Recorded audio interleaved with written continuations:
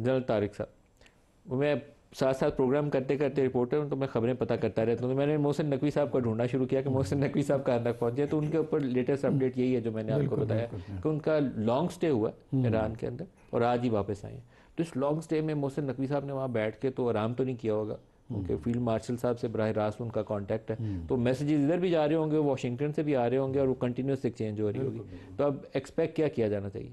देखिए, जैसे मैं तारिक साहब की बात आगे बढ़ाऊंगा कि इंशाल्लाह अच्छी खबरें निकलेंगी और पाकिस्तान ये खबरें दुनिया को सुनाएगा। जैसे आपको पता है कि मोहसिन नकवी साहब कॉन्फिडेंट हैं हमारे फील्ड मार्शल साहब के, और देखिए वहाँ खुद चले, और इस वक्त मिलिट्री डिप्लोमेसी ही इफेक्टिव रोल प्ले कर रही है तेहरान और वाशिंगटन के दरमियान। तो वहाँ से जो लेटेस्ट वहाँ से जो प्रपोजल ईरान की बनी वो हमारे मोहसिन नकवी साहब की मौजूदगी में ईरान ने बनाई। वो वाशिंगटन गई, वाशिंगटन से जवाब आया, उधर ही थे ये, और वो इनको दिया गया। और उस पर ईरान ने मेरी जो इन्फॉर्मेशन है थोड़ा सा बैक ट्रैक किया है और न्यूक्लियर पे फ्लेक्सिबिलिटी दिखाने को ऑलमोस्ट वो तैयार हुए हैं। और बट उनकी डिमांड ये है कि हमसे सैंक्शन हटाई जाए, हमारे एसेट फ्रीज किए जाएँ, एसेट्स अनफ्रीज किए जाए, एसेट अनफ्रीज किए जाए और ब्लॉकेट हटाया जाए वहाँ से।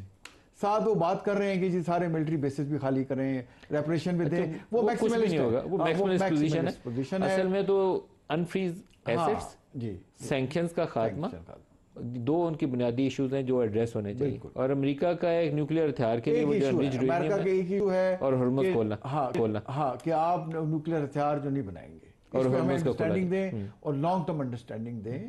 और देखिए, अगर ईरान ने न्यूक्लियर हथियार बनाने होते, आप देख रहे हैं बाज़ रिपोर्ट्स ये जाहिर करती हैं कि मुमकिना तौर पर अगर ये इलाके के ममालिक और चाइना वगैरह ने भी सपोर्ट किया तो IAEA के सेफ गार्ड्स के तहत जो सिविल यूजेज है ना 3.67% वाली जो लिमिट है उसके अंदर हो सकता है कि वो भी उसको इजाज़त ईरान को मिल जाए। बिल्कुल।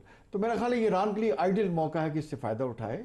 और इन ईरान और अमेरिका की देखें जो जंग है, इसमें इसराइल भी साथ शामिल है, पूरी दुनिया को इफेक्ट किया हुआ है। तो आपस में बेहतर है मामला सेटल कर लें, और वरना पूरी दुनिया इनके मामला से फाइनेंशियली इकोनॉमिकली वो उससे जो है इफेक्ट हो रही है। और इसमें देखिए जो रोल प्ले कर रहे हैं, ठीक है, ईरान और सऊदी अरेबिया, कतर और यूएई ने तो कहा है। देखिए यूएई का बड़ा इंटरेस्टिंग है।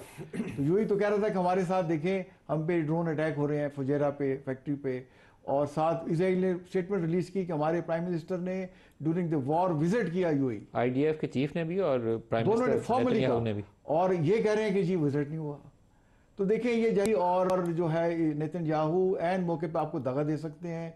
तो इजराइल ने बिट्रे किया यूएई के लीडरशिप को भी, ऑफिशियल स्टेटमेंट देके, और ये ऑफिशियली उसको डिनाई कर रहे हैं। देखें, और साथ अब यूएई कह रहे हैं अमेरिका को कि जी आप ठहर जाएं, लेकिन मामला यूएई ने अपना कैंप पसंद खुद से कर लिया। वो अमेरिका और इसराइल वाले कैंप में चले गए, चाहे वो फायदे में रहे या नुकसान में, लेकिन उन्होंने कैंप अपनी पसंद से चुन लिया। देखिए 15 से 20 फ्लाइट्स डेली चल रही थी यूएई और तल अवीव, और अपने आप को पूरे मिडिल ईस्ट में एक्सपोज किया। और सऊदी अरब से दूरी होगी, सऊदी अरब से, बाकियों से भी, कतर से और बाकी ममालिक से जो गल्फ। सर टॉक्स का क्या एक्सपेक्ट करते हैं आप? ये जो डेवलपमेंट है मोहसिन नकवी वाली, ये मुझे लगता है कि शायद मामले को एक स्टेप आगे ले जाए, हो सकता है। बिल्कुल आगे जाएगा, बिल्कुल आगे जाएगा। देखिए एक तो अगर यूएस ने, अमेरिका ने अटैक करना होता तो पहले कौन सा बता के अटैक किया, अभी तक अटैक कर बैठे होते। अब चाइना का विजिट भी कर रहे हैं और साथ पाकिस्तान के अलावा 3 मुल्कों को और रेफरेंस दिया है। मेरा ख्याल है ये नौबत नहीं आएगी कि अमेरिका को ईरान पे अटैक किया करे।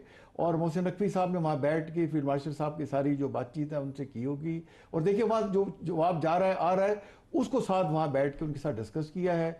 तो ये बड़ी देखिए पाकिस्तान के एक बड़ा उसका पाकिस्तान की कामयाबी है कि जो काम दुनिया को कोई मुल्क या अक़वाम मुत्तहिदा नहीं करा सका वो पाकिस्तान करा रहा है। मैं ये समझता हूँ कि इसी हफ्ते इंशाल्लाह अच्छी खबरें निकलेंगी, और इसी हफ्ते इस हफ्ते खत्म होने से पहले या अगले हफ्ते के शुरू में।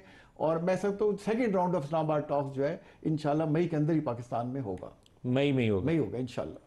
सो उन्होंने टाइम फ्रेम तय किया, जो अच्छी बात है। हम खबरें चलाने के लिए वक्त पूछते हैं किस तारीख को फलाना काम होगा।